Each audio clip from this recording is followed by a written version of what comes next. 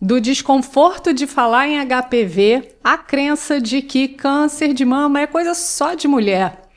Hoje nós vamos falar sobre os mitos e tabus que, em pleno século XXI, ainda atrapalham a prevenção e o tratamento de doenças que estão relacionadas à saúde íntima da mulher. O convite do Barra Life Talks de hoje é menos tabus, mais conhecimento para você ter uma vida que seja mais saudável, longa e ativa. Eu sou a doutora Márcia Tavares, sou especialista em longevidade produtiva e para essa conversa que é tão necessária, eu vou receber duas médicas maravilhosas que eu vou apresentar agora mesmo. Bom, vamos receber em primeira mão a médica que é a ginecologista desse episódio. Então, já sabe que tem uma enxurrada de perguntas aqui para você. Doutora Fabiana Caque fez residência em ginecologia na UERJ, tem especialização em doenças do trato genital inferior pela UFRJ, é professora na AFA Educação Médica, além de ter um consultório e atender as pacientes aqui no Barra Life. Então, doutora Fabiana, seja muito bem-vinda. Obrigada, Márcia. Um prazer estar aqui com vocês hoje. Prazer é nosso. E para esquentar mais ainda essa conversa, que já é bem polêmica, eu vou convidar também uma convidada especial aqui, porque ela é cariúcha, que vocês já devem estar entendendo que é uma mistura de carioca com gaúcha, né? Ela fez a residência médica em radiologia e diagnóstico por imagem na Santa Casa de Misericórdia, aqui do Rio de Janeiro. É especialista em exames das mamas e também é diretora médica da clínica Imagem Integrada, que funciona aqui no Barra Life. Doutora Cristina Barbosa, seja muito bem-vinda. Obrigada, Márcia. Um prazer estar aqui com vocês hoje e vamos que vamos. Então vamos, porque tem coisa pra caramba e, aliás, é assim que eu quero que a gente abra esse episódio, né? Porque falar sobre saúde íntima é falar sobre um conjunto de coisas que vem no sentido de ajudar a gente a ter um bom funcionamento dos nossos órgãos genitais e, é claro, prevenir doenças, né? Aí fala assim, mas isso é pouca coisa. Não, não é pouca coisa. Tem coisa pra caramba pra falar. Quando eu tava preparando esse episódio aqui pra gente, eu tava com dificuldade. Eu falei assim, não dá, não vai caber tudo isso nesse tempo que a gente tem, né? Então, mas eu acho que assim, pra desmistificar os principais tabus, e a gente não vai conseguir, é claro, falar sobre todos, mas para falar sobre os principais, a gente tem que falar sobre 4 pilares, né? Primeiro é o conhecimento do nosso próprio corpo, que é extremamente importante, a gente já vai falar sobre isso. Segundo pilar é a atenção que a gente precisa ter aos nossos hábitos de higiene, que já é polêmico. Assim, como assim? Eu não sei cuidar da minha higiene? Espera, vamos descobrir isso já já. E sempre tem dicas complementares, né? O terceiro pilar é a prevenção de doenças, tanto as doenças sexuais quanto as doenças reprodutivas. E o quarto e último pilar, mas não menos importante, é a gente falar aqui do nosso bem-estar físico e emocional, que no final das contas é o objetivo principal dessa conversa, né? Então, vamos começar falando sobre o primeiro pilar, que é a gente conhecer o nosso próprio corpo, porque no final das contas, se a gente parar para pensar, não deveria ser um tabu conhecer o nosso próprio corpo. Mas eu trabalho com muitas mulheres e eu vejo que elas têm muitas amarras ainda, muitos bloqueios quando o assunto é o corpo. Tem mulher que não se olha no espelho, que não se toca, principalmente se a gente está falando de saúde íntima, né? Por que tanto tabu? Uma coisa que é tão natural, todo mundo nasce já com o corpo, né? Então, por que é tão tabu falar sobre isso ainda? Uhum. Bom, eu tenho uma ideia de que a gente tem muitas amarras, como você mesma disse, Márcia, na nossa cultura, né, na nossa sociedade, e o autoconhecimento, principalmente das partes íntimas, né, órgãos genitais ligados à sexualidade, às mamas, elas geram esse conhecimento, parece que a busca por esse conhecimento gera um julgamento moral da sociedade, né? E com isso afasta as mulheres do próprio corpo e da busca por prevenção, né, e saúde física, emocional, psíquica. Então, até saiu agora um manual da Sociedade Internacional de Doenças Vulvovaginais sobre a inspeção, o autoexame vulvar. Levantando essa questão, né, do quanto é importante as mulheres se conhecerem e que isso não pode ser, de fato, um tabu hoje em dia na nossa sociedade moderna, né? Com certeza. Cristina, quer acrescentar? Eu acrescentaria que, além dessa questão toda do julgamento moral, né, que a Fabiana bem falou, isso acontece a mesma coisa no caso, para minha rotina, que é mais em relação às mamas, né? O que eu vejo que tem em relação às mulheres com esse autoconhecimento das suas próprias mamas, é muito assim, eu nem vou olhar, porque vai que eu encontro um nódulo, vai que eu palpo um nódulo, vai que eu vejo alguma coisa diferente. Então, nas mamas em si, eu vejo que esse tabu, esse mito, ele tá mais relacionado, muitas vezes, ao medo do câncer de mama, ao medo de descobrir alguma coisa.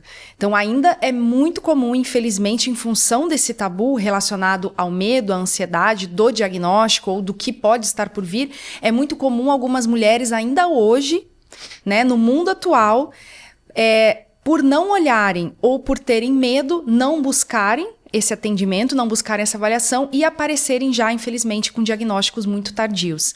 Então, o tabu nas mamas em si, eu acho que é muito relacionado a esse medo, sabe? O medo de um possível diagnóstico. Nem vou olhar, deixa ali do jeito que tá, melhor eu não dar atenção para isso. E também a outra coisa que eu levantaria é o estilo de vida da mulher moderna, que é aquela coisa. Primeiro vem a carreira, aí vem a família, aí vem os filhos, aí vem todas as outras coisas para depois, lá por último, eu olhar para mim mesma. Aquele olhar mais do autoconhecimento. Então, acho que também tem um pouco a ver com isso. E aí, mais o tabu, ou seja, as mulheres, acho que estão realmente, possivelmente, se olhando menos, né? Uhum. E eu vou... Não bastasse já o que vocês falaram, né? Parece pouca coisa, mas eu, da minha perspectiva da longevidade, vou acrescentar ainda um outro fator, que é a coisa da mulher se olhar no espelho, principalmente mulher madura, né? 40 mais, e achar que não tá bom.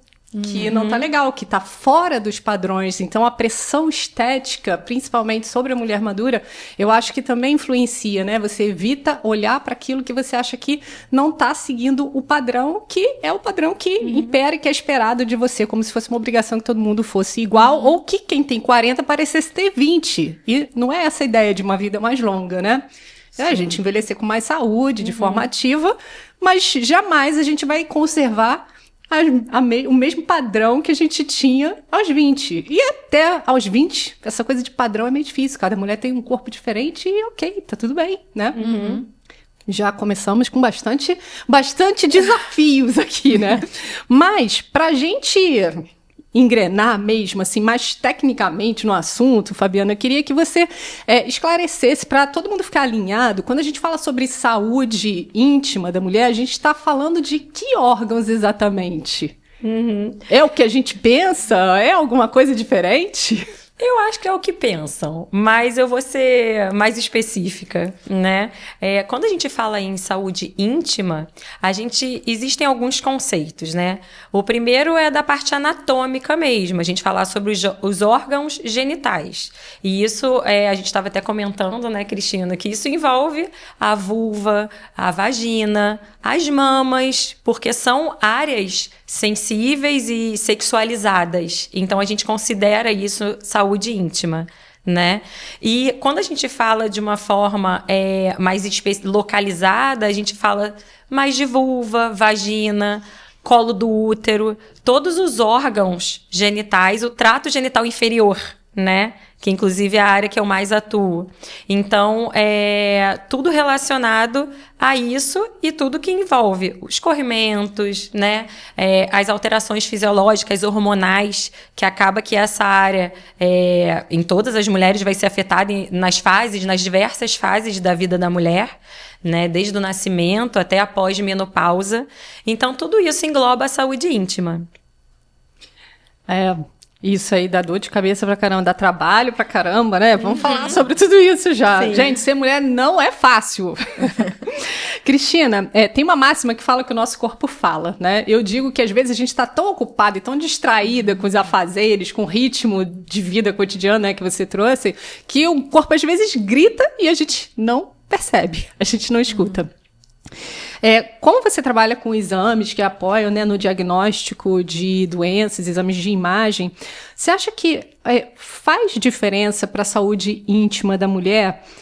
Além de conhecer a anatomia do corpo, que a Fabiana já trouxe, a gente aprender também a se auto-observar intencionalmente? Sim e não, né? Autoexame, quando a gente fala se a gente estiver falando de autoexame substituindo um exame de imagem, aí eu diria que não, né? Tanto é que a gente já apoiou muito no passado o autoexame e hoje o que a gente explica para as mulheres? Que esse autoconhecimento intencional, como você bem colocou, ele deve ser no sentido de se observar, mas não, primeiro ponto, não como uma obrigatoriedade, né? Então, o intencional, no caso das mamas, que daí é mais a minha área também, seria no sentido de observar, por exemplo, a pele, alguma alteração no mamilo, na areola, alguma alteração na região nas axilas, nas regiões axilares. Então, é mais uma observação. Não tem que vir como, uma obrigação, todo mês eu tenho que fazer um autoexame das minhas mamas. Então, o intencional é nesse sentido que eu diria. É de, se você puder, uma vez por mês, ter essa observação, esse carinho, né, com as suas mamas, de olhar, deixa eu ver se não tem uma coloração diferente que não tinha antes, uma retração, uma alteração na pele, alguma coisa que te chame a atenção. Mas não, obviamente, que isso vá substituir um exame realmente de imagem propriamente dito. Mas acho que sim, vale a pena, que antigamente a gente chamava de autoexame, hoje a gente fala mais para paciente ou para a mulher, enfim, que ela deve se conhecer as suas mamas. Acho que sim, aí sim eu recomendaria esse autoconhecimento. Eu acho que, Fabiana, o mesmo se aplica quando a gente está falando do trato genital inferior, que é uma coisa que talvez a gente observe ainda menos, né? Não sei. Muito menos. Existem algumas limitações, né? Tabus e o acesso, né? Que não é tão simples você conseguir acessar, principalmente em mulheres que têm redução da mobilidade, obesas, né? Existe uma série de limitações, às vezes, que as mulheres não conseguem se auto-observar. Mas partindo do princípio que consigam, né, em algum momento, esse manual que acabou de sair recentemente pela Sociedade Internacional de Doenças Vulvovaginais, ele coloca como uma auto-observação você inspecionar a sua vulva pelo menos a cada 3 meses, e eles colocam o passo a passo mesmo, você se direcionar a um ambiente privativo, em que você fique confortável. Às vezes tem casas com crianças, né, ou muitas pessoas morando juntas, você precisa de um lugar que seja mais íntimo, você pegar um espelho de um tamanho pequeno, né, razoável, médio, que você consiga observar, tem uma luminosidade boa, e aí eles ensinam o que você deve observar na sua própria vulva, né? Que muitas vezes as mulheres não conhecem. Às vezes você quer explicar, até aparece uma alteração, uma mancha, né? Ou uma coceira crônica que a paciente tem, ela não sabe nem especificar qual é a localização. Então, é muito importante esse autoconhecimento. Esse documento, esse manual está disponível na internet? Sim, está disponível. Está disponível então, e eu posso compartilhar. Perfeito. Acho uma boa a gente colocar o link para esse manual aqui na descrição desse vídeo, porque eu já fiquei interessada, quero aprender mais, né? Claro, vale sempre tem que estar super atualizada sempre. E acho que quem está assistindo a gente vai ter também o interesse de usar e de encaminhar para quem não tem acesso, né? Quem não teve acesso a essas informações. Agora, vamos avançar um pouquinho para o nosso segundo pilar, que são os hábitos de higiene, né? A atenção a hábitos que podem ser inadequados e causar algumas doenças. Para vocês, talvez esse seja um pilar que seja bastante óbvio, mas o que é óbvio para vocês que são profissionais de saúde, nem sempre é óbvio para todo mundo. E mais, pensando nos dias atuais, A gente com a internet tá vendo de tudo, né? Então, recomendações contrárias a tudo que a gente sempre ouviu e algumas correntes trazendo coisas que a gente nunca ouviu e discordando entre si. Às vezes a gente vê discordâncias até mesmo entre os próprios profissionais de saúde. E talvez o pior nem seja isso ainda, seja o fato de muita informação de má qualidade, né? Essa coisa da internet faz com que chegue até a gente todos os tipos de pessoas falando aquilo que elas querem, muitas vezes sem base científica, sem domínio, sem propriedade nenhuma sobre o assunto, né? Então, pra gente tirar... Mulher é assim, né? Vocês sabem que na cabeça da mulher, enquanto ela tá tomando uma simples água aqui, tá passando 500 milhões de pensamentos. Planejando já. Pois é, ao mesmo tempo. Então, a gente tem aqui algumas dúvidas, né?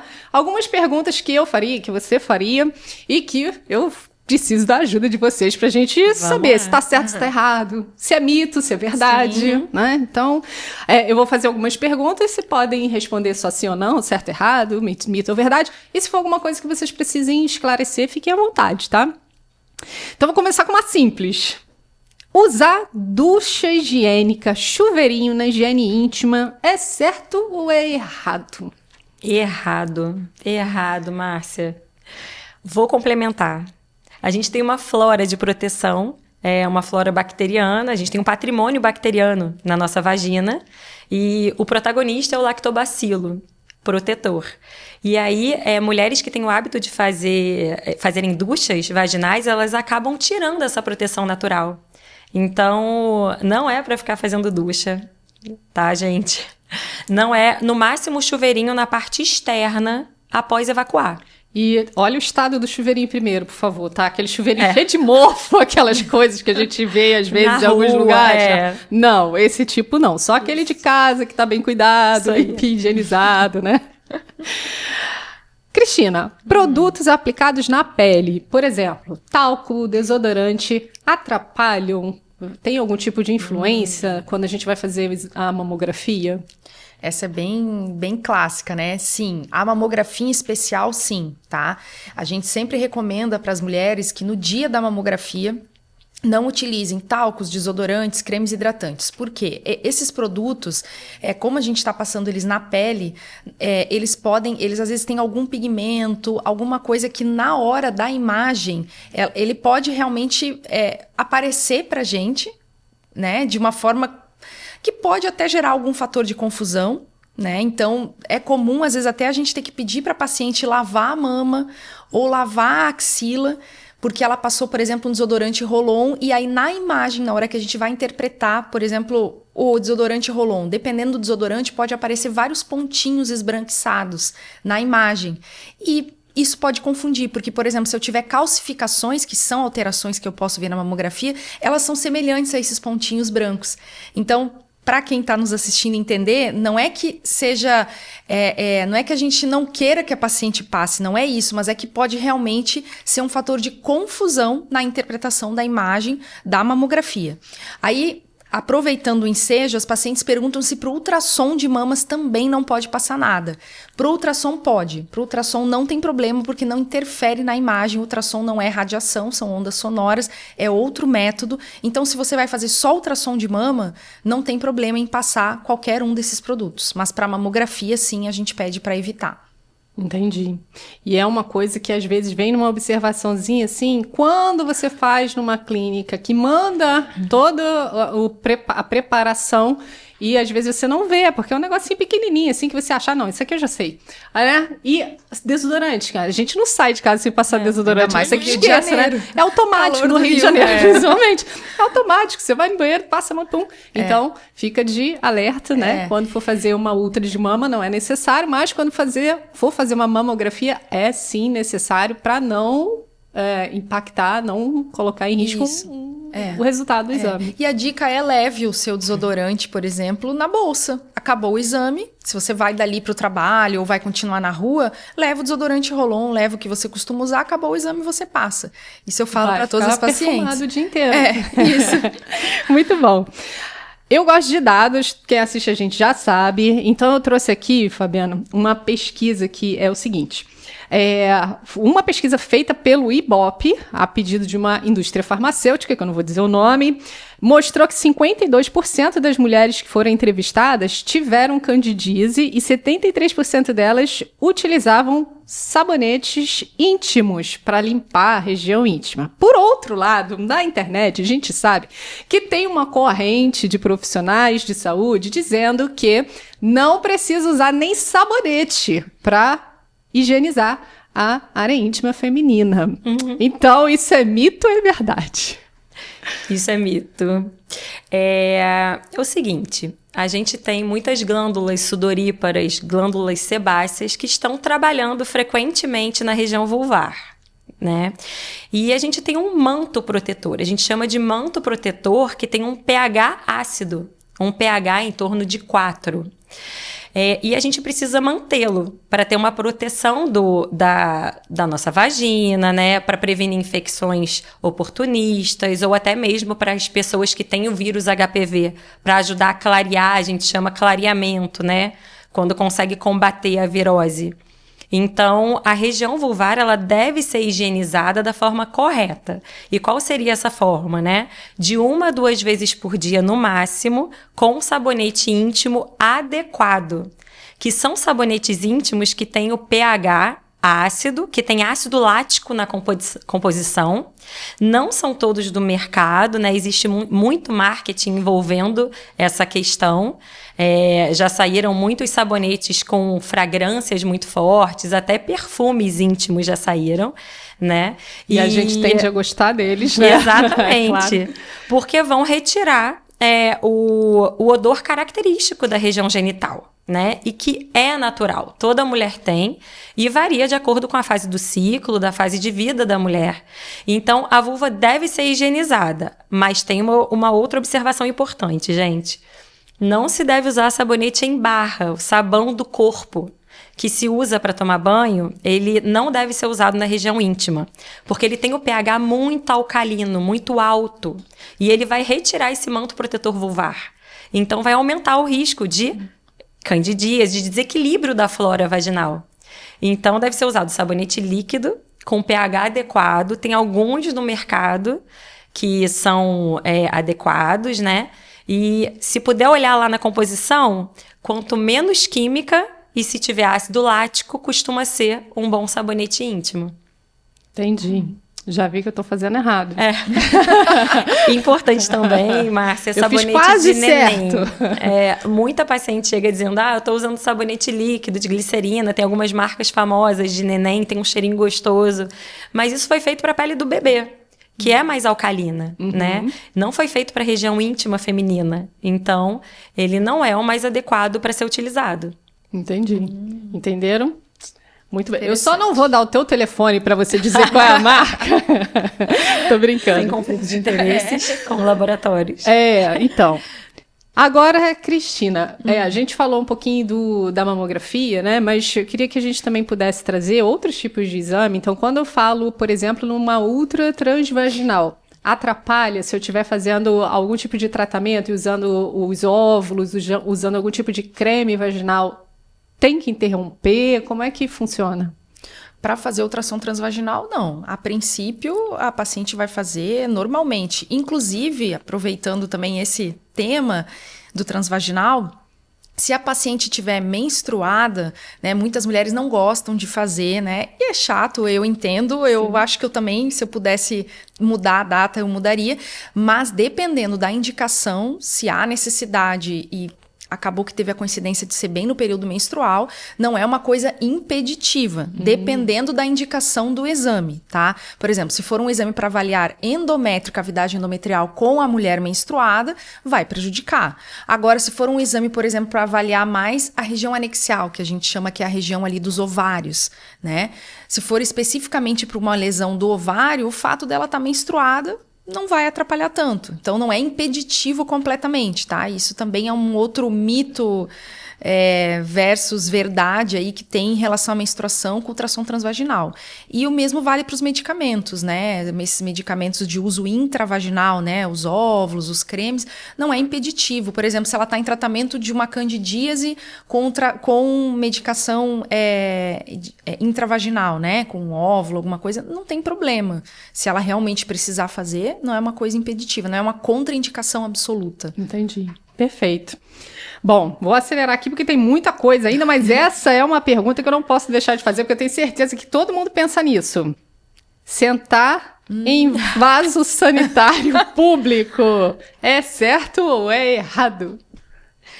Gente, é o seguinte, o vaso sanitário é uma reserva de bactérias, micro-organismos que a gente não consegue visualizar a olho nu, fungos, né? Existe uma série de micro-organismos que ali habitam. ISTs não são transmitidas. Geralmente, não tem isso descrito na literatura que vai ser transmitido um IST porque sentou no vaso sanitário, né? Ou porque compartilhou um objeto com outra pessoa. Mas podendo higienizar o vaso sanitário antes de sentar, as mulheres poderem passar um lencinho umedecido, ou aqueles que já contêm álcool na composição, ou pelo menos para tirar o excesso ali, porque às vezes tem restante de urina, né? Existe uma série de fatores ali que podem aumentar essa reserva de micro-organismos, é melhor. Então, assim, não se deve sentar em vaso sanitário público, sabendo que o risco é adquirir uma infecção de pele, fúngica ou bacteriana, né? Molusco contagioso, que é viral. Então, existe essa questão. Fabiana tá a carrasca do episódio. Não pode nada. Mas pode isso aí. Com parcimônia. Saúde, saúde. Cristina, vou juntar duas perguntas aqui. Para fazer a mamografia, é mito ou é verdade que quem tem silicone não pode fazer? Assim como quem tá, por exemplo, com algum tipo de secreção saindo da mama, faz ou não faz? Então, nessas duas aí, ajuda a gente. Tá. Próteses e mamografia é mito, as mulheres podem e vão continuar fazendo os seus exames de rotina, com mamografia inclusive, principalmente para aquelas a partir dos 40 anos. Então, o que tem que saber é o seguinte, quando você coloca uma prótese de silicone, a partir desse momento, a sua mamografia, ela passa a precisar de mais imagens. Então, as incidências que a gente fala, que são aquelas imagens habituais para uma mulher que não tem silicone, o habitual seriam 4 imagens. Para a mulher que botou prótese, vamos precisar fazer 8 imagens, é o dobro. Então, isso é uma coisa que as mulheres não sabem quando elas botam prótese de silicone. Elas falam, nossa, mas eu fiz muito mais imagem agora. Sim, porque quando bota a prótese, realmente a gente precisa fazer mais incidências, porque eu tenho a prótese de silicone sobrepondo ali com o tecido glandular. Então, eu preciso fazer posições, manobras em que eu consiga expor uma maior quantidade de tecido glandular dessa mama. Ou seja, a recomendação é fazer.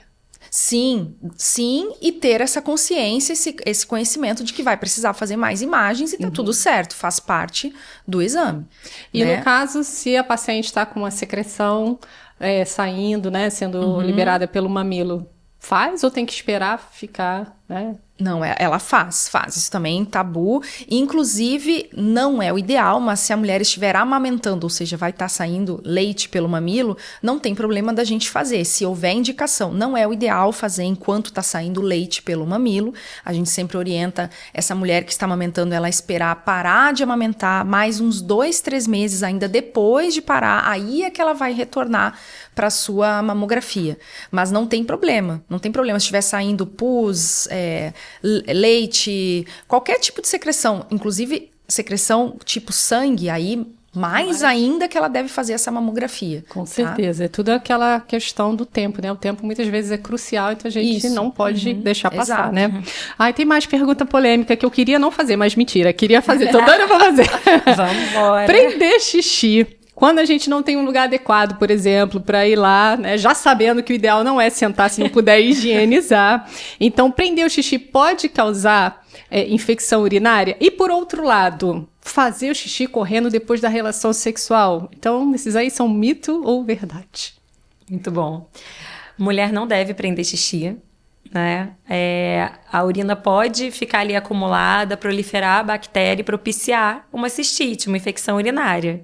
E em relação a urinar, né, a micção pós-coito, que a gente chama, ela é bem-vinda, né? Porque o sêmen, ele carrega a prostaglandina inflamatória e às vezes bactérias que ficam ali no introito da vagina e tudo, e quando você libera o jato de urina depois da relação sexual, você acaba limpando esse trajeto.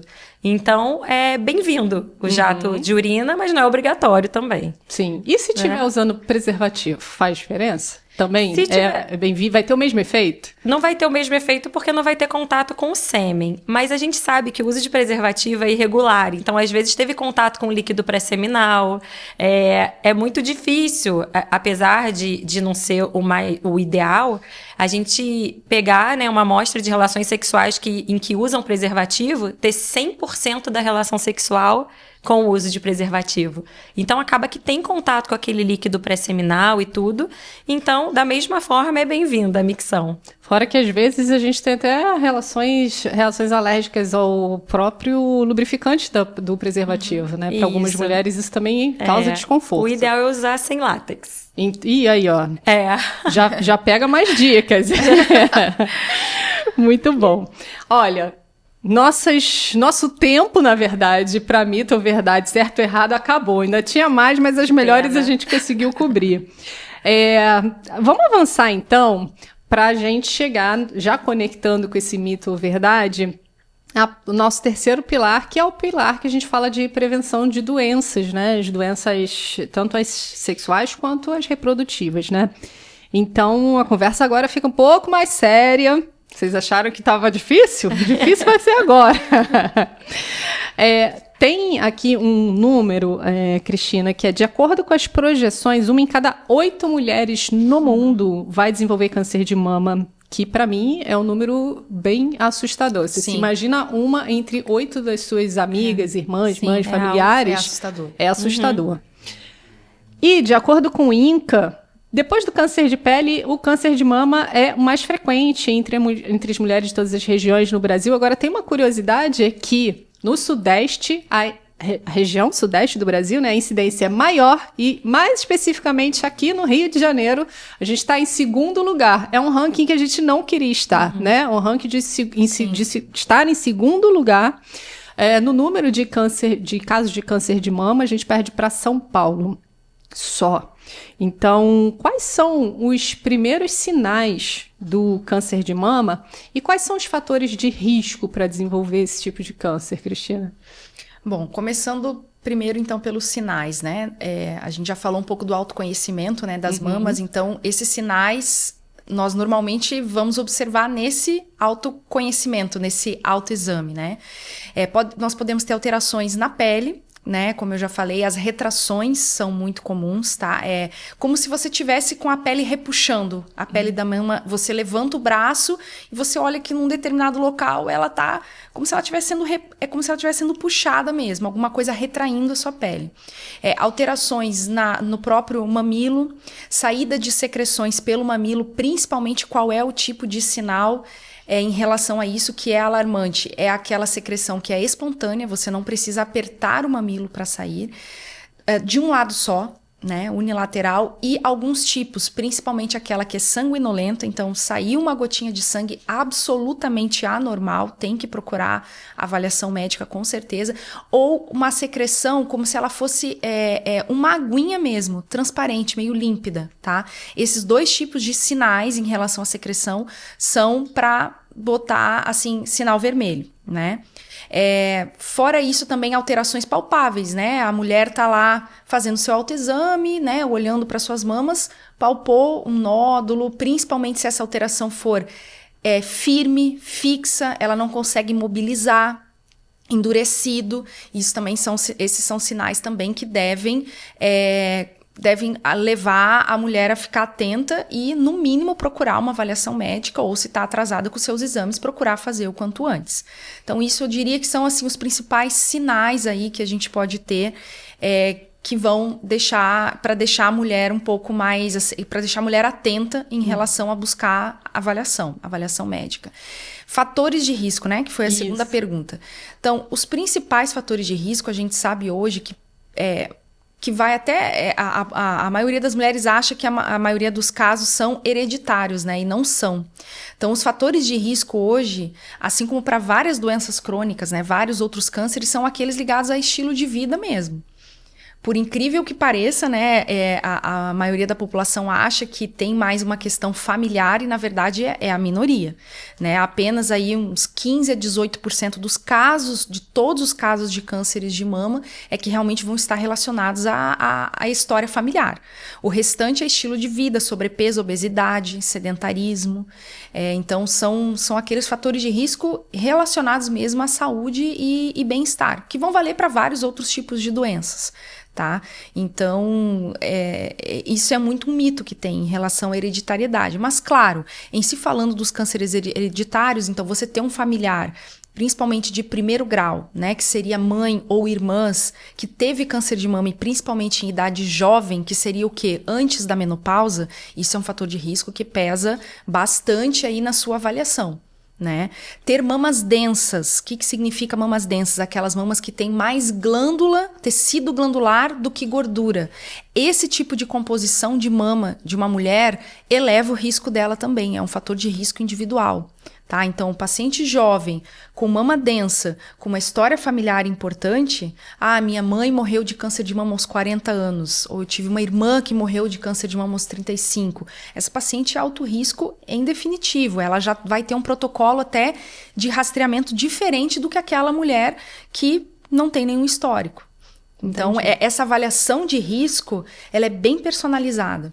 Ou seja, você que está aí do outro lado, empurrando com a barriga, né, procrastinando para fazer a mamografia, já sabe. Sim. Se você tem um caso na família, né, de alguma mulher da família, você tem um risco mais elevado, e se não tem, vai lá fazer, porque esse não é o único fator de risco. A Cristina já listou aqui pra gente vários outros, né? Então, é aquilo que eu falo, quando a gente é adulta, a gente não faz o que quer, faz o que tem que fazer. Perfeito, nesse caso, tem que fazer a mamografia, tem que fazer o autoexame. Agora, Fabiana, quando a gente fala de câncer em geral, né?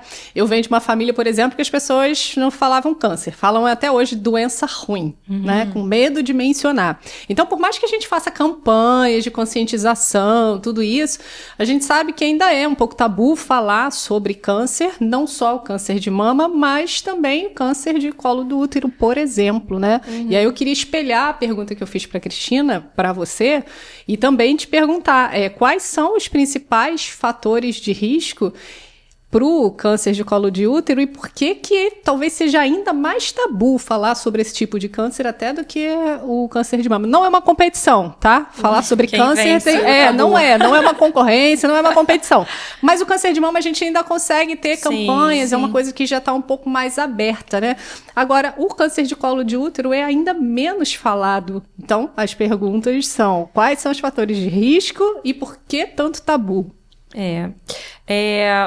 O tabu é muito grande, né, em relação ao câncer de colo do útero, porque o protagonista, né, o principal fator de risco é o vírus HPV, que é um vírus sexualmente transmissível que a maior parte da população vai ter contato em algum momento da vida sexual ativa.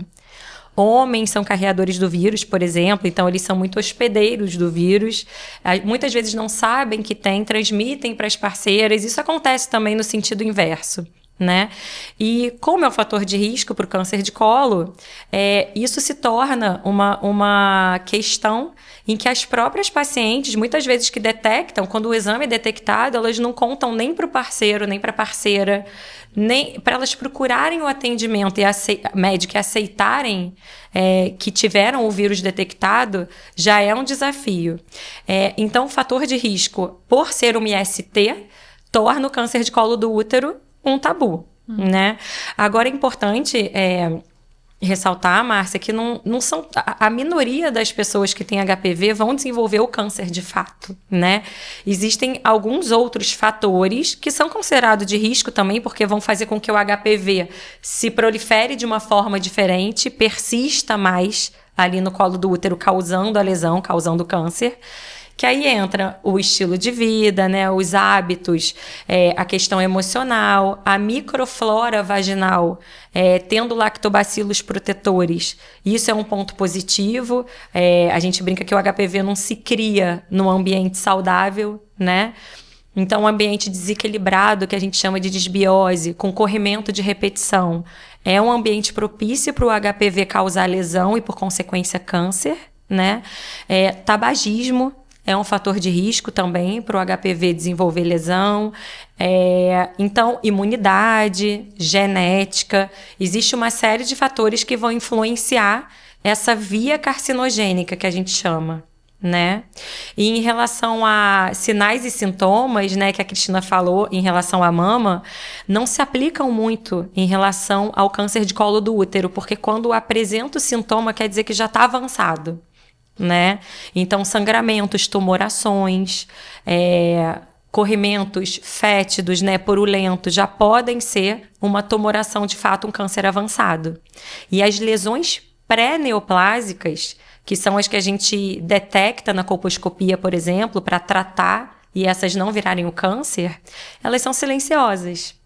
Elas são detectadas ou no Papa Nicolau, no preventivo, ou com o PCR-HPV, que é um teste que foi incorporado agora pelo SUS e na medicina privada já existe há muito tempo. A gente detecta os HPVs que são mais relevantes, por exemplo, 16 e 18, que tem maior potencial de causarem doença. Então, é um rastreio, né? É uma pesquisa. O sintoma mesmo, ele vai vir quando já tem o câncer ali instalado, avançado, né?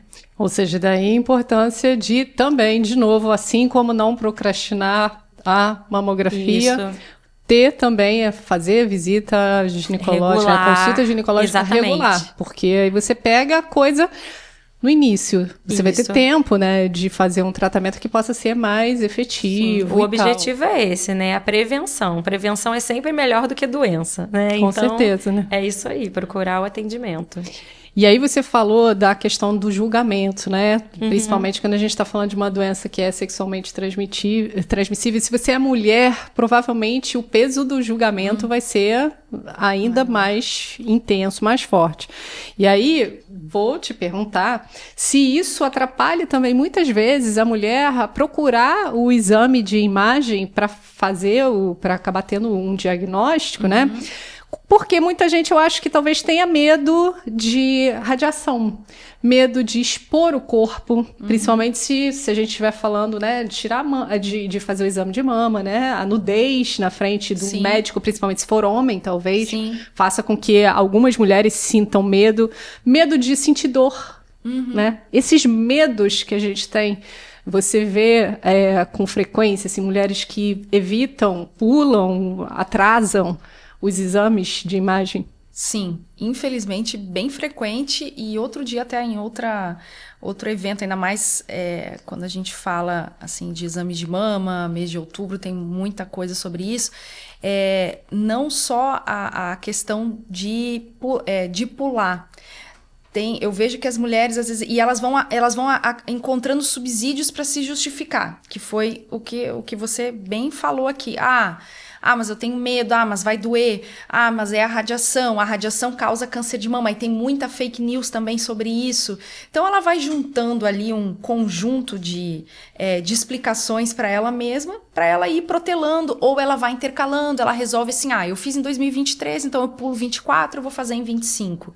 Isso não é eficaz. Ou ela intercala os exames, que também não é eficaz. Por exemplo, esse ano eu fiz mamografia, ano que vem eu faço ultrassom. E aí não faço mamografia, também não se justifica. Então, é uma observação que, assim, ao mesmo tempo ela é triste e é alarmante. E o mais interessante é que eu observo isso entre mulheres esclarecidas. Mulheres que têm acesso à informação, que têm acesso a bons serviços de saúde, né? A gente não observa isso só a nível de saúde pública, não. Saúde privada. Mulheres com esclarecimento. E eu diria que até talvez mulheres com esclarecimento conseguem se auto-justificar mais, porque no caso dela não é só porque ela não tem acesso, é por fatores individuais mesmo. Ela tem medo, ela tem isso, ela não quer ter dor. Enfim, então, para mama isso se aplica e aplica muito bem e é um fator bem agravante porque ele vai atrasar o diagnóstico. Aqueles sinais e sintomas que a gente estava comentando anteriormente, assim como ela falou em questão do colo do útero, que normalmente já indica uma doença avançada, para mama, se eu tenho uma mulher palpando um nódulo, eu também já não tenho mais um diagnóstico precoce. Ela já perdeu a oportunidade do diagnóstico precoce. Se eu já tenho uma alteração de pele, eu com certeza já tenho um diagnóstico mais avançado. Então, esses sinais e sintomas para mama, do autoexame e tudo mais, valem da mesma forma como ela falou. Se eles se apresentarem, é porque eu já tenho algo acontecendo há mais tempo, não é inicial. Para ter inicial, é mamografia. Diagnóstico precoce é mamografia. Então, essas questões todas, em relação, por isso que a gente bate tanto, né, nessa tecla do diagnóstico precoce, através da mamografia, porque vai fazer essa diferença mesmo. Entendi. Meu pai teve câncer no pâncreas e foi exatamente isso que você falou. Quando ele teve os sintomas, que foi buscar atendimento médico e tal, já estava no estágio avançado. Por algum milagre da medicina, ou não sei de quem, ele fez a cirurgia de um dia para o outro. O diagnóstico veio num dia, ele estava internado, no dia seguinte ele foi para a cirurgia, o médico falou, olha, tem 50% de chance de dar certo ou dele virar óbito durante a cirurgia. Conseguiu e teve uma sobrevida de 2 anos, né? Entre internações e períodos em casa, que não é fácil. Então, a minha dica como não especialista, né, e a recomendação profissional de vocês, para quem está ouvindo, é não atrasar os exames, não evitar. Tá com medo? Chama uma amiga. Assista ao podcast. Se você conhece alguém que está com esse medo, encaminhe esse podcast, porque o podcast do Barra Life tem justamente o objetivo de trazer conhecimento relevante e seguro. Não esses que a gente vê circulando aí pela internet, né? Que são perigosos. E para falar em internet, já vou emendando, né, o assunto, que eu sei que daqui a pouco acaba o nosso tempo, mas a gente vê muito que a Fabiana, apesar das campanhas que são feitas em favor da vacina contra o HPV, principalmente para adolescentes, né, pessoas jovens em geral, acaba que assim, elas ajudam, né? Esse procedimento ajuda a prevenir o câncer, mas elas parecem não ter o efeito esperado porque muitos pais têm medo de que vacinando os filhos e filhas contra o HPV acabem acelerando a vida sexual daquela pessoa. E aí caberia até no mito ou verdade, né? Mas a pergunta é assim, a gente tem dados sobre o que acontece depois dessa vacinação? Isso se confirma de fato? Qual a importância de romper com essas crenças limitantes e, de fato, vacinar seu filho ou sua filha? Sim. Outro dia eu assisti um vídeo de uma mídia não científica, né? Que foi um desserviço para a nossa sociedade. Eu fiquei bem preocupada, um vídeo com grande alcance, falando para não vacinar seu filho ou sua filha contra o HPV, porque estaria realmente indo contra os dogmas religiosos, enfim, da igreja. Aqui a gente não entra nesse mérito, né? A gente pensa em saúde, e a questão é que a vacina do HPV, ela previne câncer, né? O estímulo à vida sexual, isso não vai acontecer. A vida sexual, ela vai acontecer naturalmente quando tiver que acontecer nos diversos nichos, né? Enfim. Então, eu acho, Márcia, que o que tem que ser intensificado para acabar com esse tabu, né? Para conscientizar o maior número de pais, é educação nas escolas, para os pais, para os alunos, para eles entenderem que a vacina, ela não é uma questão, é uma questão de saúde pública. Porque, além disso, tem a imunidade de rebanho, que a gente chama, né? Que quando você está se vacinando, quando você está vacinando, você não está vacinando só o seu filho, ou se vacinando. Você está aumentando a imunidade de toda uma sociedade. A cobertura vacinal, ela é ampla, né? E até agora, recentemente, foi ampliada até 19 anos nos postos de saúde a vacina para tentar um resgate dos adolescentes que não foram vacinados ainda. E isso é uma medida de saúde pública para ampliar a cobertura vacinal. Então, os pais precisam se informar em mídias científicas, né? As escolas precisam investir nessas palestras de educação sexual e educação sobre vacina do HPV, que é uma vacina que previne câncer, né? E só dessa forma, falando, né, desmitificando, que a gente vai conseguir ampliar essa cobertura vacinal. É bem baixa aqui no nosso país, infelizmente. E aí eu vou conectar fazendo uma pergunta para você, Cristina, rápido. Vamos abrir um espaço aqui para os homens, porque é importante trazê-los também para essa conversa. Porque tem um mito, eu já até dei spoiler, né? De que, mas eu já falei desde o início do episódio, de que o câncer de mama só acontece em mulheres. Né? E a verdade é que não, né? Então, eu acho que a gente precisa falar disso com um pouco mais de frequência com os homens, né? Trazê-los para essa conversa, mas a forma de diagnosticar é igual rapidamente, assim. Tá. Então, mito, claro, né? Os homens podem ter, sim, câncer de mama. Em torno de 2 a 3% de todos os cânceres de mama vão ser em homens, tá? Vão ser cânceres masculinos. Os exames, sim, vão ser os mesmos. A gente pode fazer tanto mamografia, como ultrassom, como ressonância, tá? Normalmente, numa investigação de uma mama masculina, o homem... Normalmente, o homem, obviamente, não faz autoexame. Como é que acontece? Inclusive, esse mês, né? Esse mês que a gente está gravando o podcast, eu tive um diagnóstico de câncer de mama em homem, tá? Então, não é raro, mas acontece, tá? Então, como que normalmente o homem descobre? Ele, sem querer, estava tirando ou colocando a blusa, a camisa e passa a mão ali perto do mamilo, sente alguma coisa. Normalmente é assim. Outra forma, ele emagreceu muito. E aí, antes, tem aqui, o homem, quando ele está muito acima do peso, eles têm o que a gente chama de lipomastia, que ele tem acúmulo de gordura nas mamas, né, atrás dos mamilos. Então, ele emagrece, a mama também emagrece, ele passa a sentir um nódulo que antes ele não sentia. Né? Então, são algumas situações que acontecem com o homem, mas é diferente da mulher. A mulher, como ela vem todo ano, e a mulher naturalmente se cuida mais nesse sentido, a gente tem mais esse controle. Agora, o homem é assim, ele meio que surge no susto, ele passa a mão sem querer, sentiu. E aí, como é que funciona a forma de avaliar por imagem? A gente vai fazer mamografia, vai fazer ultrassom, vai fazer biópsia. Para homem, não existem muitos diagnósticos, como existem para as mulheres. Para homem, ou é ginecomastia, que é quando o homem tem um pouco de glândula atrás do mamilo e é benigno, tá tudo bem, ou ele vai acompanhar, ou ele vai retirar para fins estéticos, ou, se for nódulo, é igual a biópsia. Diferente da mulher. Na mulher, quando a gente tem um nódulo, pode ser que esse nódulo só precise de controle, acompanhamento de 6 em 6 meses. Para homem, a gente não faz controle. Diagnosticou, é nódulo, não importa se ele é feio, bonito, esse nódulo é igual a biópsia. Porque não tem muitos diagnósticos diferenciais para o homem. Então, a gente sempre tem que ter na cabeça, diagnosticar e excluir câncer de mama, apesar de ele ser raro. Tá? Perfeito. Então, aqui, vocês não estão vendo, mas a gente tem uma equipe ajudando a gente a gravar. Aqui tem homens, tem 4 homens aqui. Então, vocês ouviram, né? O episódio é para as mulheres, mas vocês já podem sair daqui de hoje, já saem daqui hoje com aprendizado. Agora, os fatores de risco são os mesmos?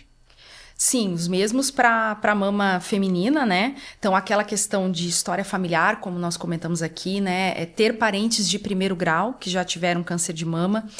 Existe uma população, em especial judeus askenazi, que vale tanto para mulher como para homem, que aumenta o risco dessa população. Tá? Olha. Aumenta até significativamente em relação à população geral. Esse paciente até que eu estava comentando aqui, ele tinha alguns fatores de risco, então, mas também quando tem diagnósticos que a gente faz que o homem não tem fator de risco nenhum. Não quer dizer que ele tenha que ter algum fator de risco para ter o câncer de mama, tá? Mas são habitualmente esses mesmos fatores de risco. E aí, só para a gente encerrar a mama masculina, você poderia me perguntar, existe um exame, então, de rastreio, como a gente faz na mulher, né? A mamografia, anualmente, a partir dos 40 anos, para o homem não tem indicação, tá? Então, o homem, ele só vai fazer o exame de mama, seja a mamografia, ultrassom, na hora que ele realmente palpa ou diagnostica alguma coisa ali diferente na mama dele. Ou seja, basicamente, estão por conta própria, né? Você que é homem que tá Então, ouvindo, tá assistindo a exato. gente, você tá por conta própria. Se você não fizer, né, o autoexame... Isso. É interessante para o homem, assim, se ele notar qualquer aumento de volume de um lado para o outro, por exemplo, esse volume atrás do mamilo não tinha antes. Isso já tem que chamar a atenção do homem, porque já não é normal. Pode ser que seja só ginecomastia, só a glândula ali que proliferou por N motivos. Inclusive, o uso de medicamentos pode desencadear isso. O uso de hormônios, os homens que usam anabolizantes, por exemplo, desencadeia ginecomastia. Então, pode ser só uma ginecomastia, mas... tem que avaliar, que pode ser um nódulo e esse nódulo precisar de investigação. E na dúvida, gente, não tenha dúvida, vai ter a certeza, né? Pode ser uma certeza boa de que não foi por acaso, né? Foi uma suspeita só, mas que vai ser descartada. E se for de fato um diagnóstico que a gente não quer, mas que tá ali, não tá no nosso controle mais, partir para o tratamento quanto antes, né? O tempo é crítico para todo paciente de câncer, né? Seja homem, seja mulher. E, na verdade, isso funciona também para o HPV. Já que a gente trouxe os homens para a mesa, vou estender também ao HPV, porque também é importante trazê-los para essa discussão, né? Sim. É importante porque a gente associa o HPV a câncer de colo do útero, né? E com certeza isso é muito relevante. Mas existem outros cânceres e tumores associados ao vírus HPV, como, por exemplo, câncer de orofaringe, câncer de pênis, câncer de ânus. Então, homens que têm relação com homens, por exemplo, são um grupo de risco para a questão do HPV. Orofaringe, todos os homens, na verdade, que praticam sexo oral, por exemplo, nas suas parceiras ou nos seus parceiros, que seja, podem ter contato com HPV também. Então, existe essa questão que os homens precisam ficar atentos. O câncer de pênis, ele não é tão frequente quanto o câncer de colo do útero, obviamente. Ele é mais remoto, mas ainda assim existe, né? Existe uma taxa de amputação peniana. Por exemplo, tem estudos de amputação peniana nos Estados Unidos, a gente tem estudos aqui no Brasil. Então, existe HPV nos homens, né? Eles podem se vacinar e devem se vacinar. Então, os adolescentes de 9 a 14 anos têm acesso nos postos de saúde. Depois dessa idade, eles têm acesso na medicina privada, até 45 anos, com a vacina nonavalente. Então, vale a pena os homens se vacinarem também, né? E não só as mulheres, deixar essa carga para as mulheres apenas, porque eles são um reservatório, podem hospedar o vírus. E aí fica essa proliferação toda que a gente vê na população, né? Um vírus que 80% da população vai ter contato. Olha. Então, a vacina é uma grande aliada aí para a gente tentar diminuir essa incidência. Existem países de primeiro mundo que conseguiram erradicar o câncer de colo do útero, por exemplo, com a vacina de homens e mulheres. Olha, e se a gente tem tabus quando a gente está falando de mulheres em função ao julgamento por ser o HPV uma doença sexualmente transmissível e tal, para o homem acho que nem se fala muito, né, do risco de desenvolver esses outros tipos de câncer. Sim. Então, se para uma existe um julgamento excessivo, no outro tem um silêncio, né? Exatamente. Excessivo, ou seja, não se fala sobre isso. Talvez eles nem saibam, em sua maioria, dos riscos que estão envolvidos, né? Sim. E aí fica difícil até você saber o que é pior, uma desinformação, uma não informação, ou seja, se informe, né, em fontes confiáveis. E por falar nisso, a gente está em tempos de inteligência artificial, que tem sido cada vez mais vista como uma fonte de informação. Às vezes, meio equivocada, mas é o mundo moderno e a gente tem que aprender a se adaptar e usar. Aí, Cristina, queria te perguntar o seguinte, né? A pessoa vai para casa, pega o laudo dela pela internet, vai lá na inteligência artificial que ela usa, assim, no celular. Não é a inteligência artificial que foi treinada por pesquisadores, por médicos, não. É aquela que a gente usa em casa, ou que a gente usa no ônibus, no Uber, no celular, né? Aí a gente vai lá e manda para a inteligência artificial os laudos dos exames que a gente fez, porque é claro que a gente não quer esperar a consulta do médico, né? Chegar o dia da consulta, a gente quer saber logo. A gente é ansiosa, a gente quer saber logo. Aí você sobe tudo. E a inteligência artificial comum, que não está preparada para isso, ela pode te dar um diagnóstico correto por acaso, mas ela pode te dar provavelmente um diagnóstico que vai ser no mínimo incompleto ou completamente incorreto. Você vai morrer amanhã, você tem um mês de vida ou alguma coisa assim. Então eu falo isso num tom de brincadeira, mas tem um risco grande envolvido da gente fazer esse tipo de uso, né, das inteligências artificiais que não estão treinadas para isso. Eu vi que você faz uma consulta, né, que você chama de consulta radiológica, né, e que você pode oferecer um caminho alternativo para essa urgência que a gente tem de saber o nosso diagnóstico, né? Explica um pouquinho como é que funciona. Tá. A consulta radiológica vem muito do que você está falando, dessa situação da paciente estar com vários exames ali em mãos, ela está ansiosa, ela não está entendendo muito bem que caminho ela tem que tomar, às vezes a consulta dela com o ginecologista dela, o mastologista dela é um pouco mais para frente, enfim. E aí o que gera um fator de confusão e o que fez com que eu criasse, né, essa modalidade aí de atendimento. A gente tem uma classificação nos exames que é o que gera muita ansiedade nas pacientes e que, inclusive, é o que motiva elas a irem lá para o Dr. Google, para a inteligência artificial, ChatGPT, enfim, que é o BI-RADS, o tal do BI-RADS. É ele que tira o sono de muitas mulheres, porque lá no finalzinho do laudo tem todo aquele texto lindo lá que a gente descreve, mamas assim, mamas assado, tem isso, tem aquilo, né, enfim, ou não tem, enfim. E aí lá no final a gente bota uma classificação, que vai de 0 a 6, e uma recomendação. Essa classificação, esse número, é o que tira o sono de muitas mulheres. Então, se ela tem lá uma mamografia que está com um BI-RADS 0, um ultrassom está com BI-RADS 3, aí ela fez uma ressonância de mamas porque foi se atropelando lá, queria fazer logo um outro exame, a ressonância deu um BI-RADS 4, um BI-RADS 2. Aí ela olha para aquilo e fala, gente, para onde eu corro? Um é 0, o outro é 3, que é isso? Aí na hora que ela vai jogar isso numa inteligência artificial não médica, vai sair de tudo um pouco, até porque, como você bem falou, a base de dados ali não é científica, né? E aí pode ser um fator enorme de confusão para essa mulher, né? Então, a consulta radiológica, o que é? É o pegar todos esses exames que ela tem, os atuais, os mais antigos, e fazer uma comparação e uma correlação entre todos eles, explicando para ela, olha, esse BI-RADS 0, na verdade é o mesmo nódulo que está sendo visto no ultrassom, que foi o mesmo nódulo que viu na ressonância, então você precisa ou de uma biópsia, ou você só vai fazer um controle semestral. Então, é uma reavaliação de tudo isso, um esclarecimento para essa paciente, para que ela entenda realmente o que está acontecendo de forma clara, de forma segura, e que ela também tenha um norte, porque o problema que eu vejo no dia a dia é que as pacientes pegam os laudos, os exames, e infelizmente hoje, por uma questão de sistema mesmo e de agenda, nem sempre o médico radiologista que está ali fazendo o exame dessa mulher, ele tem o tempo mesmo necessário para explicar para ela o que ele está vendo, né? Então, normalmente a paciente vai saber só no laudo. E aí ela toma aquele susto, né? Ela pega e olha, mas que 0 é esse? Que 3 é esse? 4, 5? O que isso significa?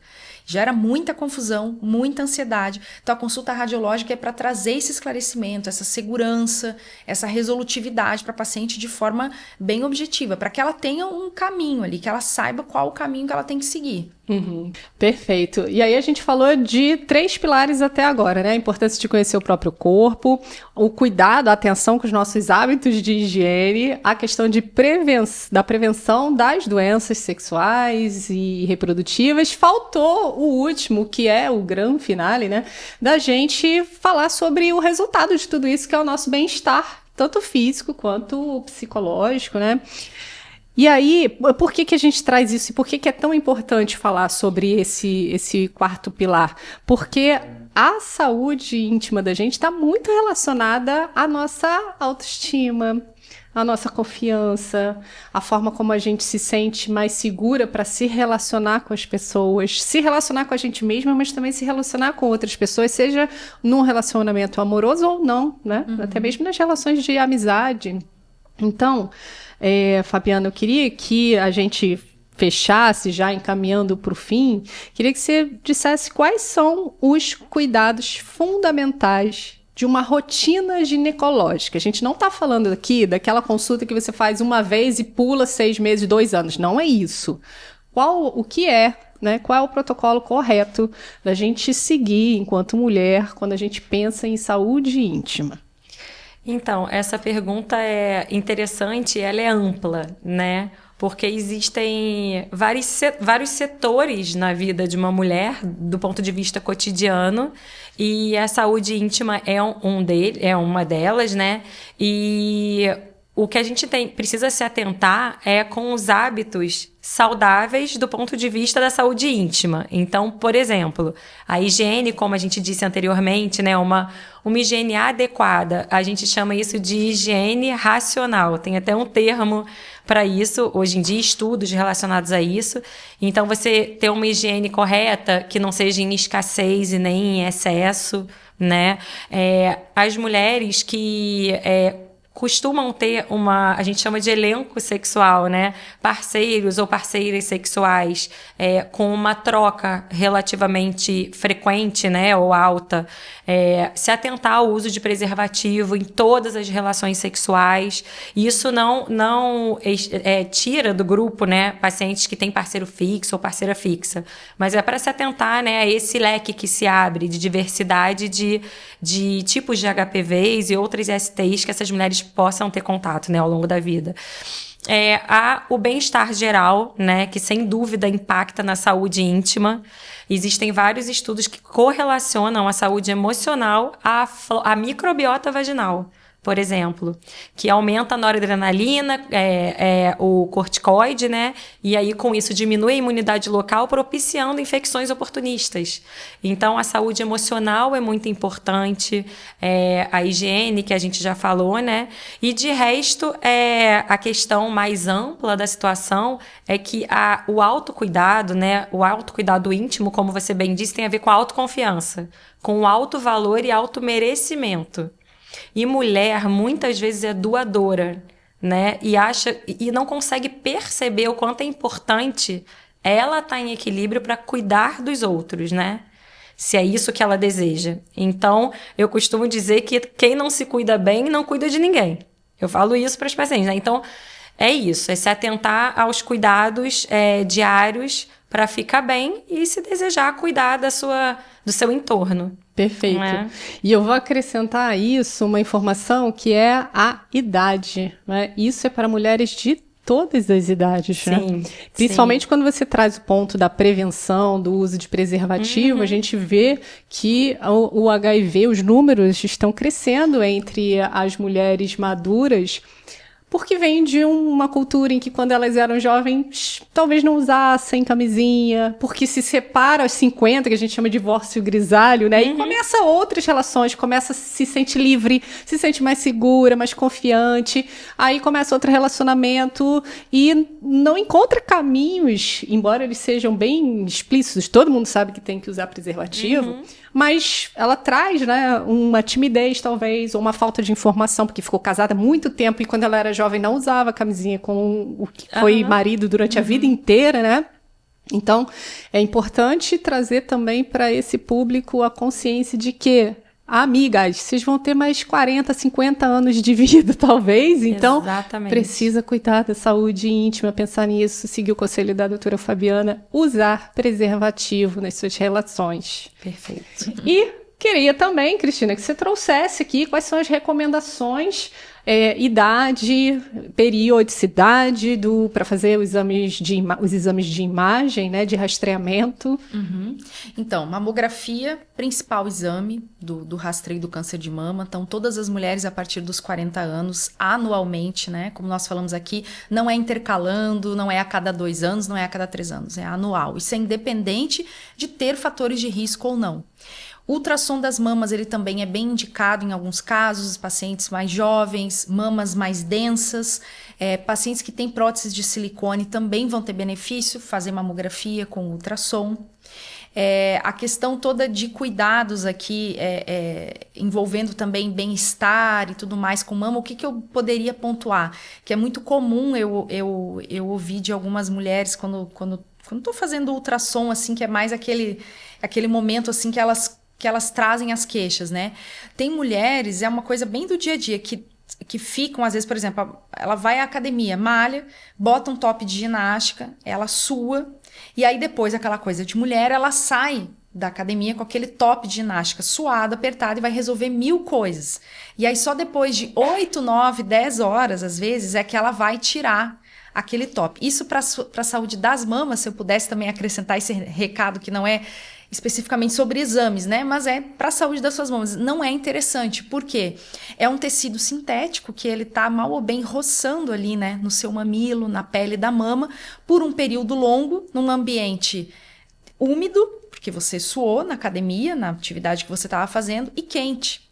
Então, não é incomum eu ter mulheres que vêm fazer seus exames de rotina, mas que estão com algum processo inflamatório na mama, ou às vezes até uma coceira que ela não acha causa nenhuma na pele da mama, e a gente vai conversando e vai vendo que ela tem esse hábito. Isso é um hábito bem comum da mulher moderna, porque ela sai da academia e já vai resolvendo várias coisas. Então, isso também acho que tem que ter ali no checklist de cuidados e bem-estar com a saúde das suas mamas, evitar esse período prolongado, às vezes com um top, alguma coisa assim, que esteja suado, que esteja já de muito tempo.